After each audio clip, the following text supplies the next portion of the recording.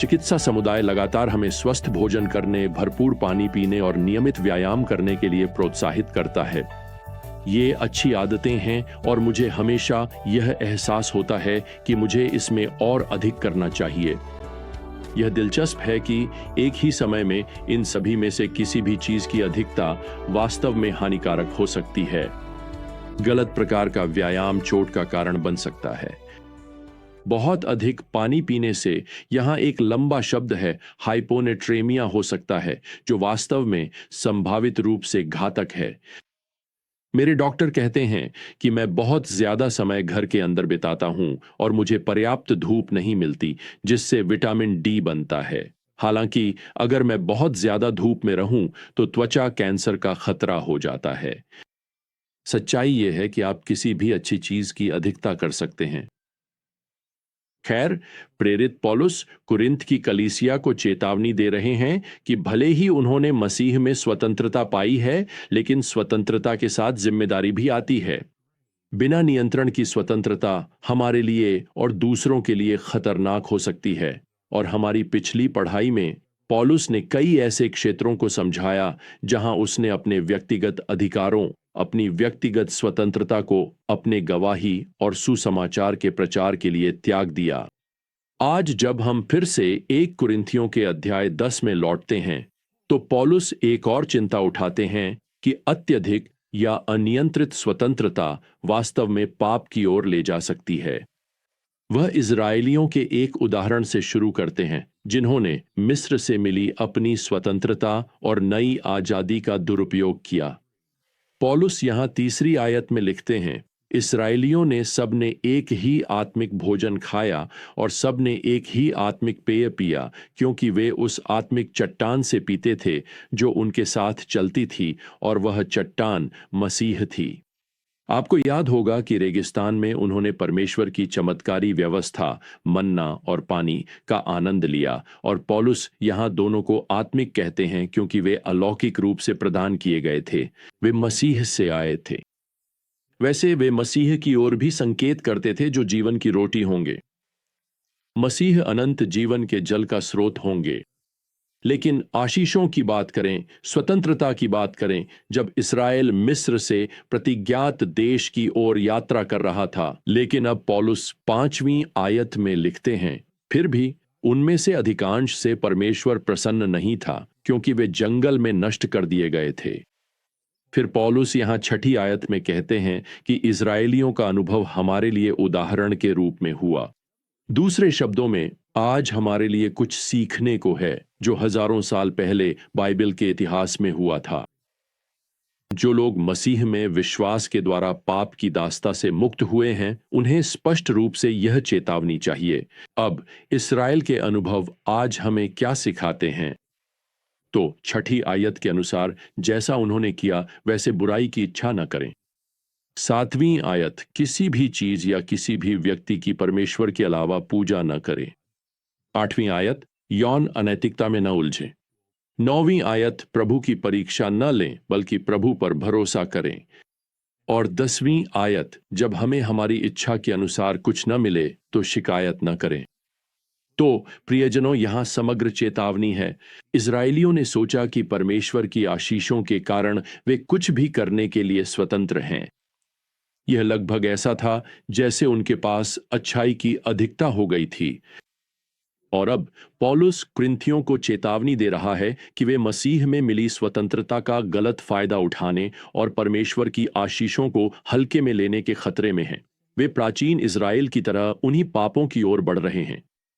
और अगर कलीसिया में किसी को लगता था कि वे इतने मजबूत हैं कि गिर नहीं सकते, तो पौलुस यहां 12वीं आयत में लिखता है, जो कोई समझता है कि वह स्थिर है, वह सावधान रहे कि कहीं गिर न जाए। प्रियजनों, मैं आपको बता दूं, कोई भी विश्वासी इतना बड़ा नहीं है कि वह गिर न सके। जैसे ही हम यह सोचने लगते हैं कि हमारे पास आत्मिक रूप से सब कुछ नियंत्रण में है, कि हम इतने मजबूत हैं कि उस विशेष प्रलोभन में नहीं पड़ेंगे, तो मैं आपको बता दूं, हम आत्मिक टकराव की ओर बढ़ रहे हैं। अब पौलुस इस चेतावनी के बाद यहां 13वीं आयत में एक प्रतिज्ञा देता है। कोई भी प्रलोभन आपको ऐसा नहीं आया है जो मनुष्यों के लिए असामान्य हो। परमेश्वर विश्वास योग्य है और वह आपको आपकी सामर्थ्य से अधिक प्रलोभन में नहीं पड़ने देगा, बल्कि प्रलोभन के साथ साथ वह निकलने का मार्ग भी देगा ताकि आप उसे सहन कर सकें। हम असफल हो सकते हैं, लेकिन हमें गिरने की आवश्यकता नहीं है। परमेश्वर हमें हमारी सहन शक्ति से अधिक नहीं देगा। वास्तव में वह निकलने का मार्ग भी प्रदान करेगा। अब निकलने का अर्थ यह नहीं है कि प्रलोभन से पूरी तरह मुक्ति मिल जाएगी। इसका अर्थ है प्रलोभन को सहने की शक्ति। शैतान, वह पुराना सिंह जो आज भी किसी को निगलने के लिए घूम रहा है, वह तुम्हारा पीछा करता रहेगा जब तक तुम स्वर्ग नहीं पहुंच जाते। ऐसा कोई दिन नहीं होगा जब तुम्हें मसीह की शक्ति पर निर्भर रहने की आवश्यकता नहीं होगी। अब यहां पद 14 में पौलुस कुरिन्थियों से कहता है कि मूर्ति पूजा से भागो। तो स्पष्ट है कि वे वास्तव में मूर्ति पूजा में भाग लेने के खतरे में हैं, लेकिन आप सोच सकते हैं कि कैसे। यह केवल मूर्तियों के नाम पर चढ़ाए गए मांस को खाने से नहीं है। जैसा कि पौलुस पहले ही कह चुका है और फिर कहने वाला है, मूर्तियां देवता नहीं हैं। इसलिए उन मूर्तियों के नाम पर चढ़ाए गए मांस को खाना, चाहे वह बाजार में खरीदा गया हो, किसी अविश्वासी के घर में भोजन के दौरान परोसा गया हो, या यहां तक कि मंदिर में भी, यह तब तक स्वीकार्य है जब तक कि यह अन्य विश्वासियों, विशेषकर कमजोर या नए विश्वासियों के लिए ठोकर या बाधा न बने। लेकिन इसका यह मतलब नहीं है वैसे कि एक मसीही को मूर्ति पूजक मंदिर में बलि का मांस खाने की पूरी छूट है, जैसे कि वह मूर्ति पूजा के हिस्से के रूप में हो। और यही कुछ कुरिन्थ की कलीसियाओं में हो रहा था। उन्होंने अपनी स्वतंत्रता की सीमा से बाहर जाकर उसका दुरुपयोग किया है।